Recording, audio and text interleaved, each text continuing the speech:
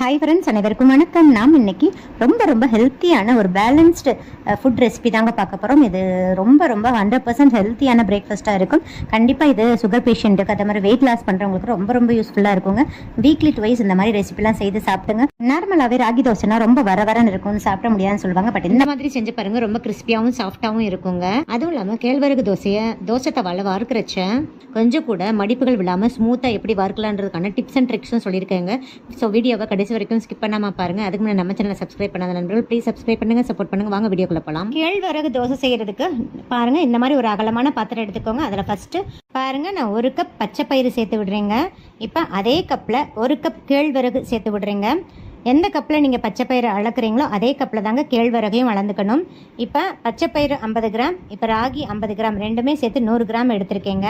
நீங்கள் உங்கள் ஃபேமிலிக்கு தகுந்த மாதிரி எடுத்துக்கோங்க. நான் செய்கிற அளவு வந்து இன்றைக்கி 3 பேர் தாராளமாக சாப்பிட்லாங்க. இப்போ பாருங்கள், நார்மல் டீஸ்பூனில் அரை டீஸ்பூன் வெந்தயம் சேர்க்குறீங்க. வெந்தயத்தோட அளவை இன்க்ரீஸ் பண்ண வேண்டாம்.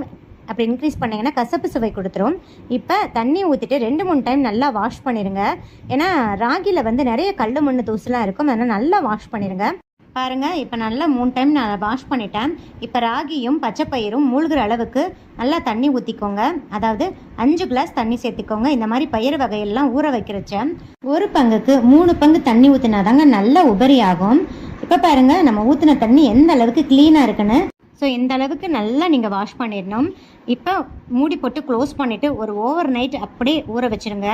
ஏன்னா கண்டிப்பாக ஒரு 8லேருந்து 10 மணி நேரம் ஊறணுங்க. அப்போ தான் நமக்கு நல்ல தோசை ஸ்மூத்தாகவும் கிறிஸ்பியாகவும் வரும்.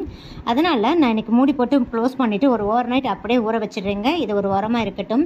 பாருங்கள், 8 ஹவர்ஸ் ஆயிடுச்சு. பச்சை பயிரும் ராகியும் நல்லா ஊறிடுச்சுங்க.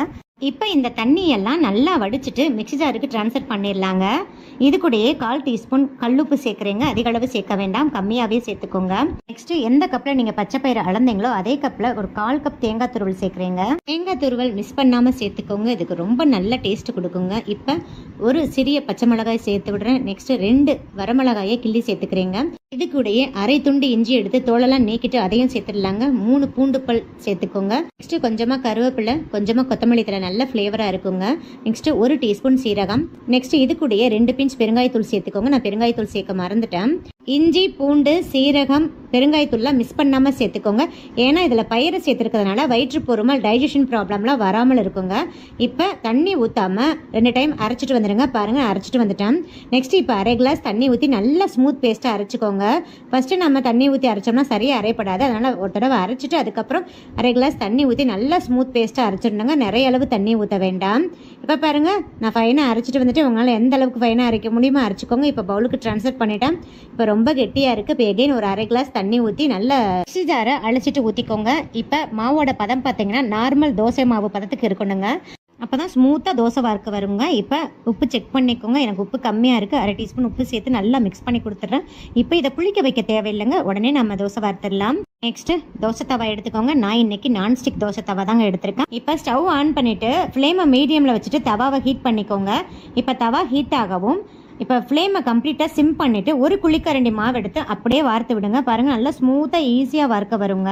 நீங்கள் நார்மல் கடாய் எடுத்தீங்கன்னா ஒரு காட்டன் கிளாத்தில் லைட்டாக வந்து ஆயிலை டிப் பண்ணிவிட்டு அப்படியே லைட்டாக வைப் பண்ணி விட்டுருங்க. வைப் பண்ணிவிட்டு கம்ப்ளீட்டாக ஃப்ளேமை சிம்மில் வச்சுட்டு இந்த மாதிரி ஈஸியாக வார்த்து விடுங்க. நல்லா மடிப்பே இல்லாமல் ஸ்மூத்தாக ஈஸியாக வார்க்க வருங்க.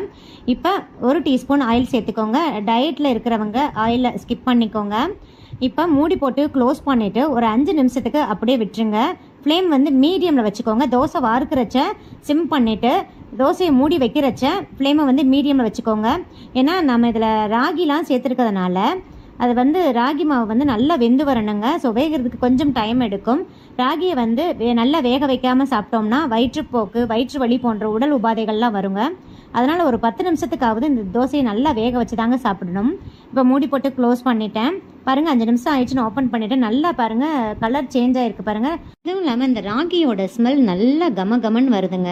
லைட்டாக அந்த ப்ரௌன் கலரில் டர்ன் ஆகணும். இந்த அளவுக்கு நாம் இதை வேக வச்சுக்கணும். இப்போ திருப்பி போட்டுடலாங்க. நல்லா ஸ்மூத்தாக எடுக்க வருங்க. திருப்பி போட்டுட்டு ஒரு 3 நிமிஷத்துக்கு அப்படியே நல்லா வேக வச்சுக்கோங்க. நல்லா கிறிஸ்பி ஆகணும்னா இன்னும் ஒரு 2 நிமிஷம் எக்ஸ்ட்ரா வேக வச்சுக்கோங்க. இப்போ அவ்வளோதாங்க, நம்மளோட கிறிஸ்பியான ராகி பச்சை பயிறு தோசை ரெடி ஆயிடுச்சுங்க. இப்போ நெக்ஸ்ட்டு எகெயின் நீங்கள் தோசை வார்க்கிறச்ச ஃப்ளேமை வந்து கம்ப்ளீட்டாக சிம் பண்ணிவிட்டு இப்போ லைட்டாக வந்து இந்த மாதிரி தண்ணி தெளிச்சுக்கோங்க. வீடியோவில் காமிக்கிற மாதிரி தண்ணி தெளிச்சுட்டு இதே மாதிரி ஒரு க்ளீன் கிளாத்தை வச்சு அப்படியே லைட்டாக வைப் பண்ணிடுங்க. எண்ணெய் எதுவும் தடவ வேணாம். க்ளீன் கிளாத்தை வச்சு வைப் பண்ணிடுங்க. நான்ஸ்டிக்காக இருந்தாலும் நார்மல் கடையாக இருந்தாலும் இதே ப்ராசஸை ஃபாலோ பண்ணுங்கள். க்ளீன் கிளாத்தை வைப் பண்ணிவிட்டு இப்போ பாருங்கள், ஒரு குழிக்கரண்டி எடுத்து ஊற்றுங்க. ஃப்ளேம் சிம்மில் தாங்க இருக்கணும். பாருங்கள், நல்லா ஸ்மூத்தாக வார்க்க வருங்க. பாருங்கள், எந்த இடத்துலையும் மடிப்பு விழுகாது, ஸ்மூத்தாக வறுக்க வரும். இப்போ உடனே நாம் இதில் கொஞ்சமாக ஆனியனை வந்து ஸ்ப்ரெட் பண்ணி விட்டுக்கோங்க. நல்லா ஃபைனாக சாப் பண்ணி வச்சுக்கோங்க. இது கூடயே நெக்ஸ்ட்டு கேரட் துருவலை சேர்த்துக்கலாங்க. உங்களுக்கு எவ்வளோ தேவையோ அவ்வளோ சேர்த்துக்கோங்க. இப்போ 1 டீஸ்பூன் ஆயில் சேர்த்துக்கோங்க. ஆயில் ஆப்ஷனல் தான். நெக்ஸ்ட்டு கொஞ்சமாக கொத்தமல்லி தலையை நல்லா வாஷ் பண்ணிவிட்டு ஃபைனாக சாப் பண்ணி வச்சுருக்கேன், அதையும் சேர்த்துடலாங்க. நல்லா ஃப்ளேவராக இருக்கும். இப்போ இதே மாதிரி கரண்டியை வச்சு நல்லா ப்ரெஸ் பண்ணி கொடுத்துருங்க. அப்போ தான் அது கீழே விழுகாமல் இருக்கும். இப்போ மூடி போட்டு க்ளோஸ் பண்ணிவிட்டு ஃப்ளேமை வந்து மீடியமில் வச்சிடணுங்க. கம்ப்ளீட்டாக மீடியமில் வச்சுருங்க. மீடியம் வச்சுட்டு மூடி போட்டு க்ளோஸ் பண்ணிவிட்டு ஒரு 5 நிமிஷத்துக்கு அப்படியே விட்டுருங்க. பாருங்கள், 5 நிமிஷம் ஆயிடுச்சு. நான் ஓப்பன் பண்ணிட்டேன். பாருங்கள், நல்லா கலர் சேஞ்ச் ஆகிருக்கும். அந்த ராகியோட ஸ்மெல் நல்லா வெந்து வருங்க. இப்போ திருப்பி போட்டுடலாம். திருப்பி போட்டுட்டு ஒரு 3 நிமிஷத்துக்கு அப்படியே விட்டுருங்க. நல்லா கம கமன்னு வாசனை வருதுங்க. இந்த ராகி வெந்துருச்சுன்னா நல்லா கம கமன்னு வாசனை வரும். ஸோ ஒரு 8லேருந்து 10 நிமிஷத்துக்கு கண்டிப்பாக நம்ம வேக வச்சுக்கணுங்க. இப்போ நல்லா இந்த மாதிரி ப்ரெஸ் பண்ணி கொடுத்துருங்க. அவ்வளோதாங்க, நம்மளோட கிறிஸ்பியான ராகி பச்சைப்பயிறு தோசை ரெடி ஆயிடுச்சு. நீங்கள் பிளெயினாகவும் சாப்பிட்டுக்கலாம், இந்த மாதிரி வெஜிடபிள்ஸ் சேர்த்து சாப்பிட்டுக்கலாம். வெஜிடபிள்ஸ் சேர்த்து சாப்பிட்டு பாருங்கள், ரொம்ப ரொம்ப டேஸ்ட்டாக இருக்கும். குழந்தைங்களுக்கும் இந்த மாதிரி செஞ்சு கொடுங்க. இப்போ பிளேட்டுக்கு ட்ரான்ஸ்ஃபர் பண்ணியாச்சு. பாருங்கள், நான் தேங்காய் சட்னி செஞ்சுருக்கேன். இது கூடயே நான் வெண்டைக்காய் காரக்குழம்பும் செஞ்சுருக்கேங்க. இது கூடயே நம்ம இட்லி பொடி கூட வச்சுக்கலாங்க. எது வேணாலும் தொட்டுக்கலாங்க, ரொம்ப டேஸ்ட்டாக இருக்கும். இது கூட நீங்கள் காரசாரமான கார சட்னி கூட வச்சுக்கலாங்க. மேக்ஸிமம் தேங்காய் சட்னி கூட சர்வ் பண்ணிங்கன்னா ரொம்ப ஆப்டாக இருக்கும். இந்த வீடியோ உங்களுக்கு மிகவும் பயனுள்ளதாக இருக்கும்னு நினைக்கிறேங்க. இந்த வீடியோ பிடிச்சா லைக், ஷேர், கமெண்ட் பண்ணுங்கள். மறக்காமல் சப்ஸ்கிரைப் பண்ணுங்கள். பக்கத்தில் இருக்கிற பெல் ஐக்கானும் கிளிக் பண்ண மறந்துடாதீங்க.